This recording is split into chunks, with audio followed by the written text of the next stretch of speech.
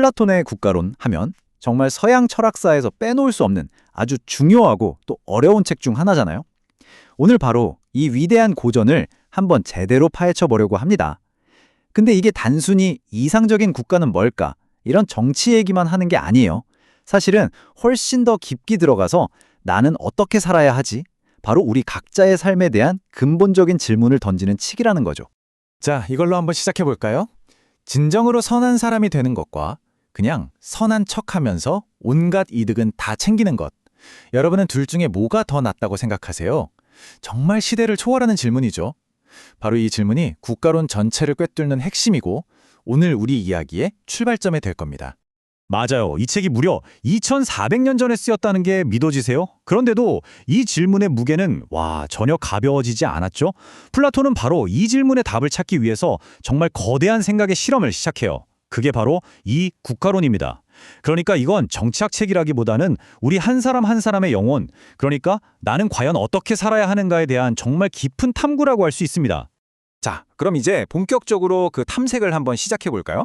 소크라테스는요, 대화를 시작하면서 먼저 사람들이 정의란 이런 거지 하고 흔히들 생각하는 것들 있잖아요. 그런 통념들을 하나씩 아주 통쾌하게 깨부수는 걸로 시작합니다.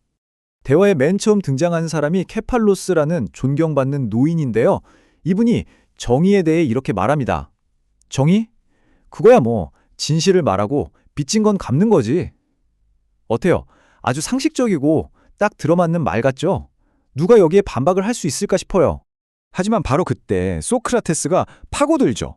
아주 강력한 예시 하나로 이 간단한 정의를 그냥 무너뜨려 버립니다. 만약에 친구한테 무기를 빌렸는데 그 친구가 미쳐버렸다면요? 그 무기를 돌려주는 게 과연 정의로운 행동일까요? 당연히 아니겠죠. 사람을 해칠 수도 있잖아요. 자, 이렇게 되니까 빚은 갚아라 라는 단순한 규칙 하나만으로는 이 복잡한 세상을 다 설명할 수가 없게 되는 겁니다. 그러자 아버지의 말이 막히는 걸 본 아들 폴레 마르코스가 딱 나섭니다. 그리고는 이렇게 말하죠. 정의란 친구, 그러니까 내 편에게는 잘해주고 적에게는 해를 끼치는 겁니다. 이것도 참 우리한테 익숙한 생각이죠. 일종의 의리 같은 거잖아요. 근데 소크라테스는 여기서 한 걸음 더 깊이 들어가요. 그는 아주 근본적인 질문을 던집니다. 잠깐만요. 정말로 정의로운 사람이 누군가에게 의도적으로 해를 끼칠 수가 있을까요? 여기서 해를 끼친다는 건 그 사람을 더 나쁜 상태로 만든다는 뜻인데 선함의 상징인 정의가 어떻게 누군가를 더 나쁘게 만드는, 즉 불의의 원인이 될 수 있느냐는 거죠. 와, 정말 날카로운 지적 아닌가요? 이때 이 답답한 논의를 지켜보던 사람이 있었으니 바로 소피스트 트라시마코스입니다. 이 사람이 버럭 화를 내면서 대화에 끼어들어요. 당시 소피스트들이 좀 현실적이고 냉소적인 지식인들이었거든요. 그는 지금 다들 무슨 순진한 소리들 하고 있는 거요? 하면서 소리칩니다. 잘 들으셔. 정의란 강자의 이익일 뿐이요. 한마디로 법이나 도덕 같은 건 다 힘 있는 놈들이 자기들 좋으려고 만들어 놓은 거라는 아주 시니컬한 주장이죠. 자, 이런 강력한 주장에 소크라테스는 어떻게 대응할까요? 그는 아주 차분하게 의사와 환자의 비유를 듭니다. 훌륭한 의사는 자기 돈 벌려고 기술을 쓰나요? 아니면 환자를 치료하려고 기술을 쓰나요? 당연히 환자를 위해서죠. 마찬가지라는 겁니다. 진정한 통치자, 진짜 리더라면 자기 자신, 즉 강자의 이익을 위해서가 아니라 다스림을 받는 사람들, 즉 약자의 이익을 위해 자신의 기술을 사용해야 한다는 거죠. 이 논리적인 반박에 결국 트라시마코스도 할 말을 잃게 됩니다. 자, 이렇게 트라시마코스는 일단 물러났지만 진짜 어려운 문제는 이제부터 시작입니다. 여기서 플라톤의 형제들인 글라오콘과 아데이만토스가 나서거든요. 이들이 문제의 본질을 훨씬 더 날카롭게 파고들기 시작합니다.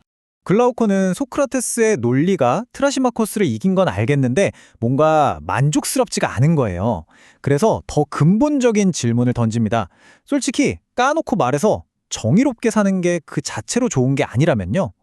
그러니까 남들한테 들키지만 않을 수 있다면 불의하게 사는 게 훨씬 이득 아닌가요? 와, 이건 이제 정의의 가치 자체를 그냥 시험대에 올려버리는 거죠. 그리고 이 질문을 아주 생생하게 만들기 위해서 글라우콘이 그 유명한 기게스의 반지 이야기를 꺼냅니다. 이건 일종의 사고 실험인데요. 어떤 반지가 있는데 이걸 끼면 투명인간이 되는 거예요. 그럼 내가 무슨 짓을 하든 아무도 모르겠죠? 사회적으로 비난받을 일도 법적으로 처벌받을 일도 전혀 없다는 겁니다. 자, 여러분도 한번 상상해 보세요.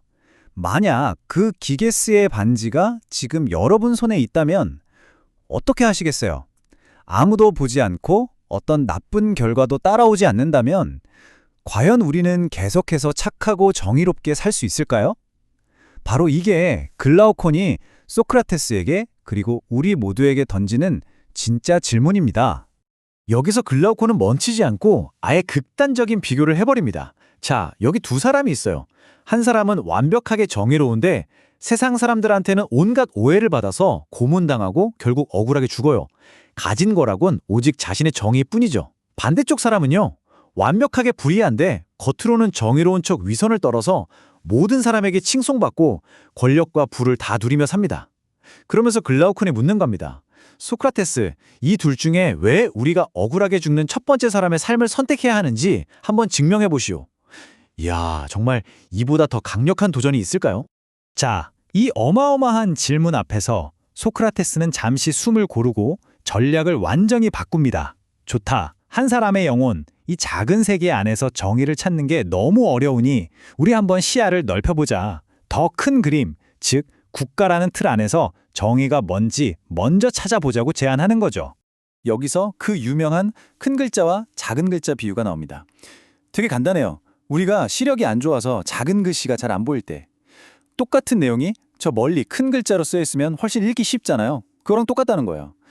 한 사람의 영혼 속에 있는 정의라는 작은 글자는 보기 힘드니까 일단 국가라는 큰 글자에 쓰인 정의를 먼저 찾아보자는 거죠. 그리고 거기서 발견한 원리를 다시 개인에게 적용하면 되지 않겠냐는 아주 기발한 생각입니다. 그래서 이제부터 소크라테스는 머릿속으로 이상적인 국가를 하나씩 만들어 나가기 시작합니다. 처음에는 아주 단순해요. 그냥 먹고, 자고, 입는 기본적인 필요만 채우는 건강한 국가죠. 글라우콘은 이걸 보고 에이, 그건 돼지들의 도시나 마찬가지네요 하고 핀잔을 주죠. 맞아요. 인간의 욕망은 거기서 멈추지 않잖아요. 더 좋은 음식, 더 멋진 집, 예술 이런 걸 원하게 되면서 국가는 사치스러운 국가로 커지게 됩니다.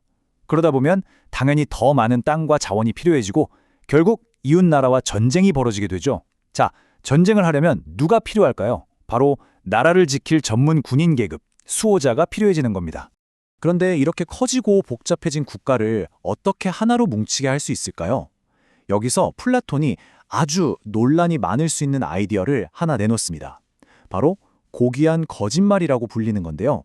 일종의 건국신화 같은 거예요. 내용은 이렇습니다. 우리 모두는 이 땅에서 태어난 형제들이다. 그런데 신이 우리를 만들 때 어떤 사람의 영혼에는 금을, 어떤 사람에게는 은을, 또 다른 사람들에게는 놋쇠나 철을 섞어 넣었다. 그래서 각자 타고난 역할이 다르다는 이야기죠. 이 신화에 따라서 나라의 구조가 딱 세 부분으로 나뉩니다. 영혼에 금이 섞인 지혜로운 소수의 사람들은 나라를 다스리는 통치자가 되고요. 은을 가지고 태어난 사람들은 용기를 발휘해서 나라를 지키는 군인, 즉 보조자가 됩니다. 그리고 놋쇠나 철을 가진 대다수의 사람들은 각자의 자리에서 묵묵히 생산활동을 하는 생산자 계급이 되는 거죠. 이들은 절제를 중요한 덕목으로 삼아야 하고요. 자, 드디어 나왔습니다. 이 큰 그림, 국가라는 큰 글자 속에서 플라톤이 찾아낸 정의의 모습. 그건 바로 조화입니다. 통치자는 통치자답게, 군인은 군인답게, 생산자는 생산자답게 각자 자신의 타고난 역할과 기능에 충실하고 다른 사람의 일에 간섭하지 않는 것. 바로 이게 정의로운 상태라는 거죠. 한마디로 정의란 각자 자기 일을 하는 것입니다. 좋아요. 이제 국가에서의 정의는 찾았습니다. 그런데 이게 뭐 그렇게 대단하다고 수천 년이 지난 지금까지도 우리가 이 국가론을 붙들고 이야기하는 걸까요? 이 책에 남긴 어마어마한 영향력과 그 진짜 의미를 마지막으로 짚어보겠습니다. 이 책의 영향력은요, 정말 상상을 초월합니다. 고대 로마의 키케로가 국가론을 모델로 자기 책을 썼고 중세 신학의 거장 아우구스티누스의 신국론도 여기서 영향을 받았죠.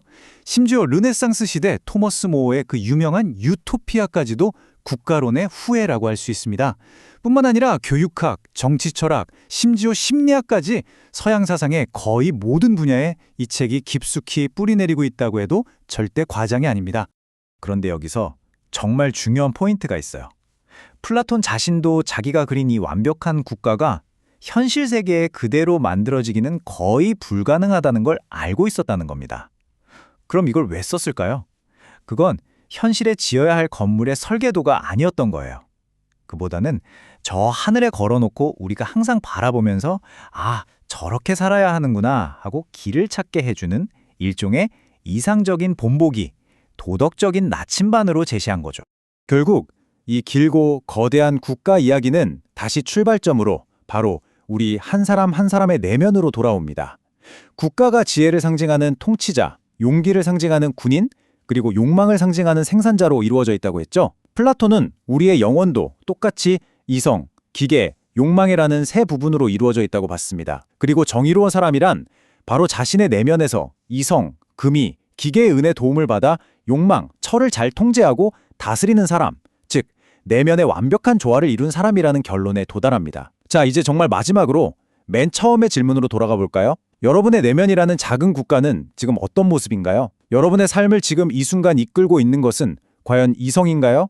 기계인가요? 아니면 욕망인가요?